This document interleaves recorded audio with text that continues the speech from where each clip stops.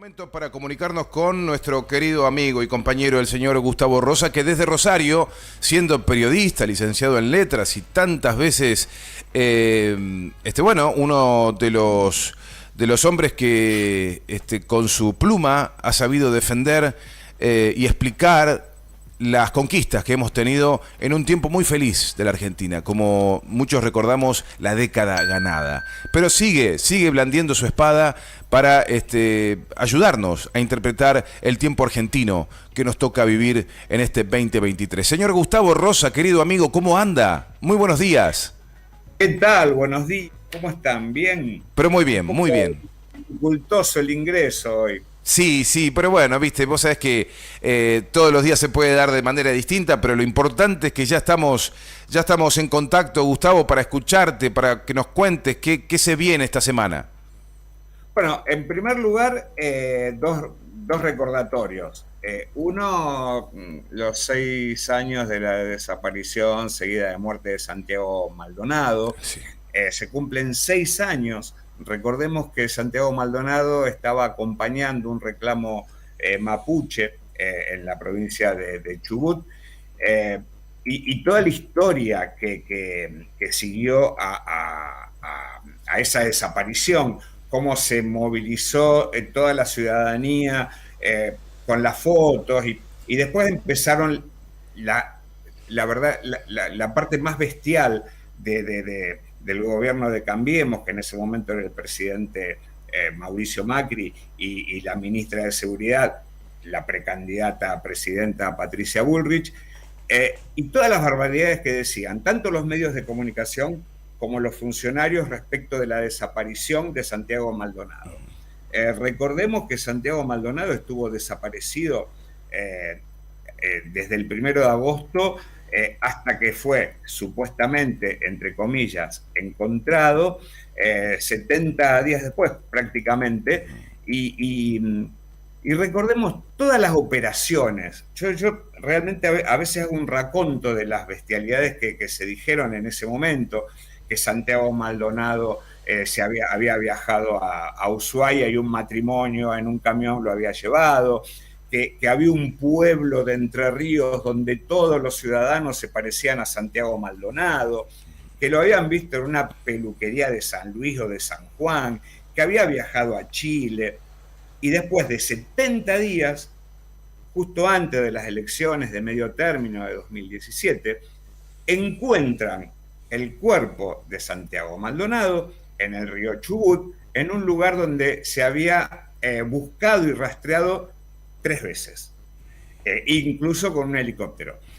Para los que no conocen la zona, el río Chubut no es como el Paraná, que es marrón, ancho y profundo. El río Chubut es un río que cuanto mucho puede tener 1 metro de profundidad y un poquito más en algunas hondonadas, pero en el lugar donde lo encontraron era un lugar playo de 70 centímetros de profundidad y con aguas muy transparentes, muy transparentes. Por lo tanto, eso fue una causa armada. Después empezaron a aparecer los videos de cómo fue esa represión, ese bulto que sube en una camioneta. Bueno, ¿qué pasa hoy? Estamos a 6 años de la desaparición seguida de muerte de Santiago Maldonado. Nada. La causa está absolutamente frenada por el juez federal Gustavo Geral, que la archivó en 2018 y todavía está totalmente archivada. No llamaron a ninguno de los involucrados. Obviamente que la responsable número 1 es Patricia Bullrich, porque fue la que dijo no voy a tirar a ningún gendarme por la ventana, y además, bueno, había uno de sus funcionarios, que era el viceministro de Seguridad, que estaba en un video en ese lugar invadiendo, junto con los gendarmes, un lugar que era propiedad privada comunitaria de los mapuches. Y eso que, Gustavo, y eso que suelen decir que cuando cambia un gobierno político de un signo por otro, que también hay como una suerte de cambio de aire, ¿no?, en el clima político judicial, y que la justicia de alguna manera con con fiaca o lo que vos quieras, es como que, bueno, va cambiando un poco la onda, ¿no? Si estuvo Macri con su impronta y demás, la justicia medio como que se acomoda, y si cambia el signo, un Alberto Fernández, o vuelve a cambiar. En este caso no cambió, siguió derechito, ¿eh? Sí, porque son casos que se han olvidado totalmente, que se han archivado, igual que si nosotros contamos estas causas atroces de las que se burlaron, porque recordemos que cuando se encontró el cuerpo de Santiago Maldonado, Elisa Carrió dijo, bueno, estuvo congelado como Walt Disney, ¿no? Esa era la bestialidad, porque aparte, 70 días después, si hubiera estado en ese mismo lugar, hubiera tenido muestras de haber estado bajo el agua, incluso había un billete que estaba normal, que no había pasado absolutamente nada. Y después con la causa de Lara San Juan, con los submarinistas, recuerden aquella célebre frase, el mar es inmenso y la causa de Lara San Juan, dicha por Mauricio Macri, cuando se sabía que dónde estaba el submarino, dónde había implosionado, lo seguían buscando y contrataron a una empresa que tuvo en vilo a los familiares durante un año, y además espiaron a los familiares de los tripulantes para saber qué era lo que le iban a reclamar a Mauricio Macri. Así que la cuestión de la justicia, que uno generalmente piensa que responde a los oficialismos, en este caso no. Recordemos que Cristina fue condenada en una causa totalmente amañada, sin fundamentos y sin pruebas, y encima con una proscripción de por vida. Por lo tanto, esto de que la justicia se hace oficialista depende de qué gobierno. En el gobierno macrista, la justicia fue oficialista de los PRO y hoy lo sigue siendo. Incluso ayer el ministro de Economía y precandidato a presidente, Sergio Massa, hizo un reclamo por la investigación del intento de asesinato, que de eso también vamos a hablar. Sí. Pero se cumple otro aniversario, además de la desaparición de Santiago Maldonado, que también, y tiene mucho que ver con esto, se cumplen 5 años de la aparición de la causa Cuadernos. Recordemos que la causa Cuadernos es algo que el que era chofer de Barata había escrito muy prolijamente en unos 7 u 8 cuadernos Gloria con espiral todos los movimientos que hacía el secretario Barata con respecto a visitar empresarios, etcétera, etcétera.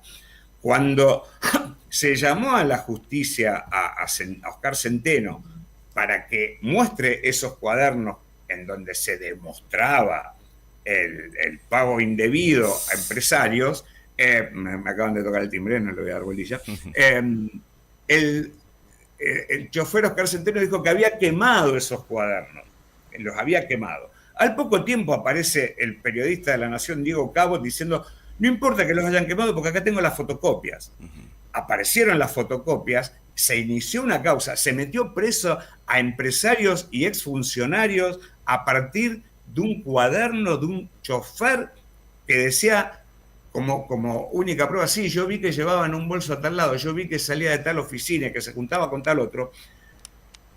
De golpe, Diego Cabot aparece diciendo otra vez, encontré los cuadernos que habían quemado, los resucita de las cenizas, y después primero la justicia se negó a hacer peritaje sobre la tinta del cuaderno, porque se puede hacer un peritaje para ver si esos 7 cuadernos fueron escritos en un solo momento o fueron escritos en diferentes momentos y con la misma letra, la misma virome, la misma tinta, etcétera, etcétera, y no se hizo ningún peritaje.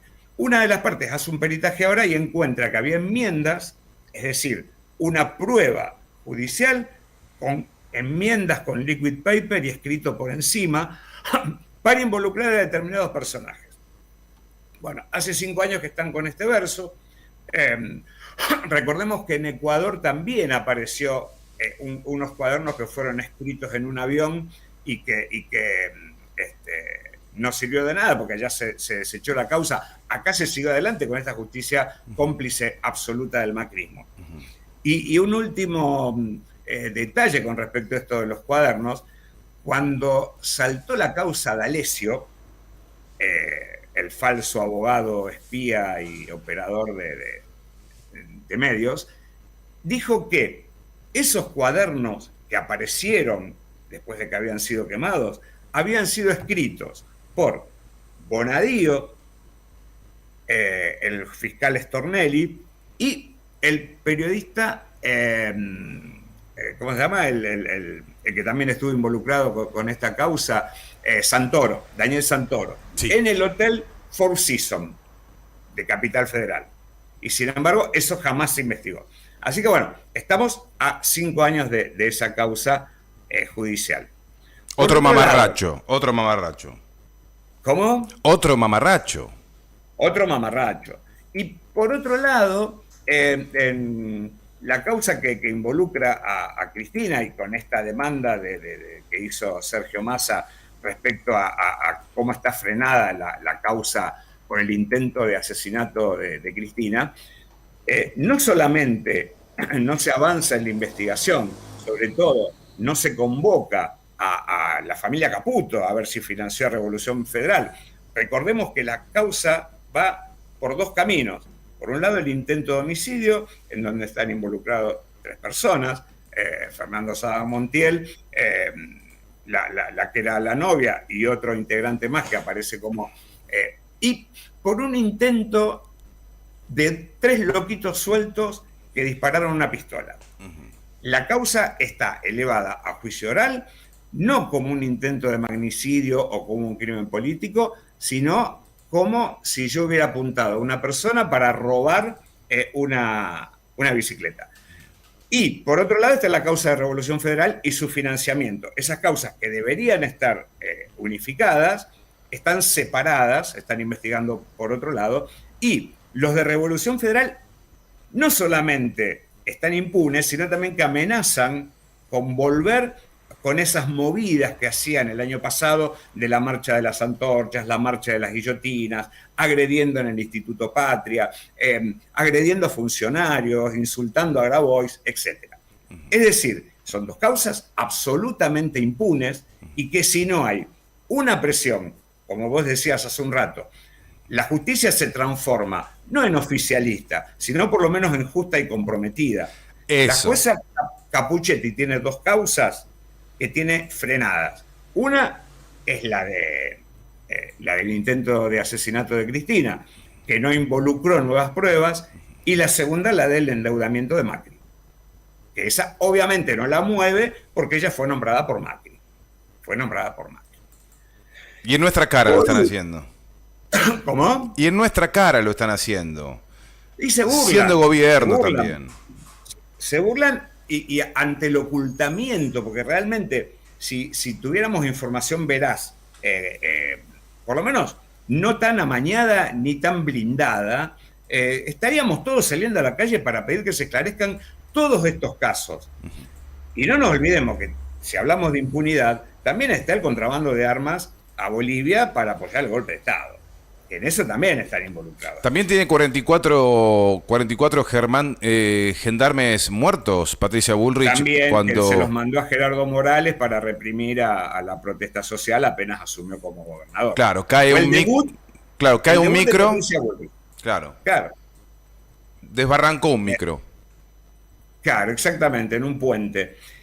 Y si tengo un por último, porque ya veo que están preparándose para la Pensaste próxima... Pensaste bien. ¿Viste? Yo pienso bien. Hoy va a llegar, ya deben haber llegado a Capital Federal y se van a hacer un reclamo a la Corte Suprema de Justicia, perdón que me ría, y al Congreso de la Nación, el tercer malón de la paz. El tercer malón de la paz, que son los pueblos originarios del norte, de Jujuy, que en agosto de 1946 llegaron a Capital Federal para reclamar al entonces recién asumido presidente Perón por la restitución de las tierras, reclamo que todavía no se efectivizó, 70 años después. En agosto de 2006 fue el segundo malón para el mismo reclamo y hoy llega el tercer malón. Ayer estuvieron en Rosario y se concentraron en el Monumento a la Bandera, había mucha gente, había muchos que estaban apoyando. ese reclamo. Y ahora piden que la Corte declare inconstitucional la nueva Constitución provincial. También le exigen al Congreso una ley en sintonía con la ley de propiedad comunitaria en el marco de la reforma del 94 y que intervenga en la provincia de Jujuy por parte del gobierno nacional. Me parece fantástico. Ahora, pero si son de La Paz, tiene que ser no es del malón, es el buenón.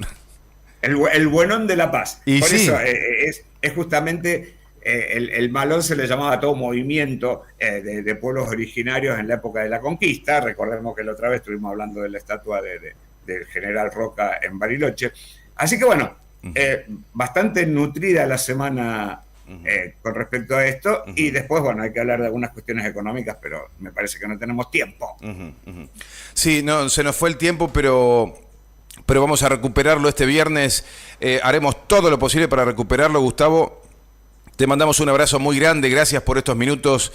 Siempre. Un pequeño detallito sí, claro. del que no me puedo explayar es la maniobra que hizo Massa para cumplir con el Fondo Monetario Internacional en estos días, con los swap de China y con un préstamo del CAF, que es el Banco Latinoamericano, que permite que estemos por lo menos no con la soga al cuello, con el Fondo Monetario, que ya la tenemos, ¿no? La soga al cuello, pero por lo menos que nos ahorque menos. ¿Y a eso vos le ponés un pulgar para arriba o para abajo? Porque escuché, trascendió que hubo fuertes discusiones sobre este tema en el propio equipo de Sergio Massa. Sí, lo que pasa es que, bueno, el Fondo Monetario Internacional demoró en hacer el depósito de lo que nos tenía que dar para pagarle a ellos. Hubo este tire y afloje con respecto a las medidas de ajuste y bueno, Massa dijo, para no estar en falta, pagamos de esta manera sin comprometer reservas. Personalmente, yo les daría pito catalán al fondo y que se arreglen con Macri, ¿no? Evidentemente. Pero como no hay una causa judicial que avance, sino tan solo las auditorías que demuestran que el crédito fue anticonstitucional de los dos lados, y que el gobierno nacional el año pasado, cuando arregló con el fondo, con Guzmán a la cabeza y la ley del Congreso, qué sé yo, ya estamos hasta las manos con eso, no hay vuelta atrás. Lo único que podemos exigir es mejores condiciones. En un crédito así, si yo tengo una deuda de 10.000 pesos, obviamente que el preocupado tengo que ser yo. Ahora, si tengo una deuda de 50.000 millones de dólares, el preocupado tiene que ser el banco. Claro, ahí está. Gustavo, ¿nos reencontramos el viernes? Nos vemos el viernes. Bueno, espero que sin cortes de luz, que nos complicó todo. Y sin problema para entrar en el... Dale, un abrazo enorme y gracias por estar con nosotros. Nos vemos, hasta luego. Chau. Gustavo Rosa, desde Rosario, periodista, licenciado en letras, columnista de La Mañana.